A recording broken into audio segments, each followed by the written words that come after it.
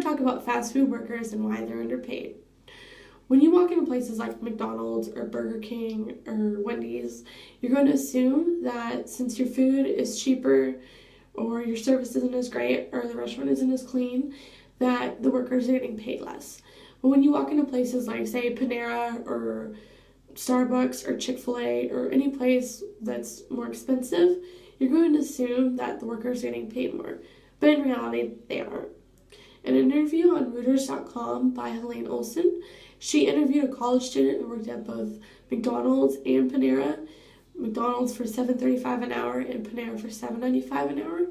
And in his interview, he said he dealt with the same amount of difficulties at both jobs.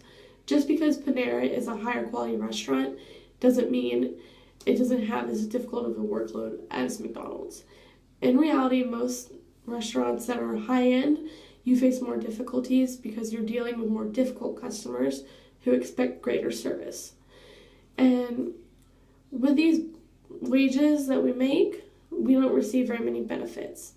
On payscale.com, it said that the average salary was $7.72 an hour with very little health benefits. And I know most companies don't offer even medical insurance for their workers. They only offer usually vision and dental. And with my experience in fast food, I worked at Pizza Hut, Steak and Shake, and Panera. And at Pizza Hut, I made minimum wage in Georgia, which is $7.25, and it was not worth it at all. I dealt with very difficult customers who expected really high service, which is surprising since it's Pizza Hut. And I couldn't take it anymore, so I quit. But when I worked at Steak and Shake, I dealt with lower incomes, so I didn't have as high expectations from me, but I still dealt with a lot of stressful situations. In my current job at Panera, I'm an associate trainer, and I make $8.35 an hour, and I have never dealt with as many difficulties in my life as I have now.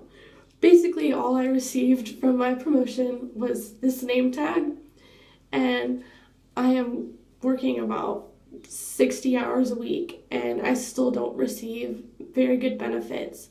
I only receive maybe vision and dental, and it's difficult on me because even though I'm making a lot more than many of my associates, I still have bills to pay, and I still have incidents that come up, and I can't afford them.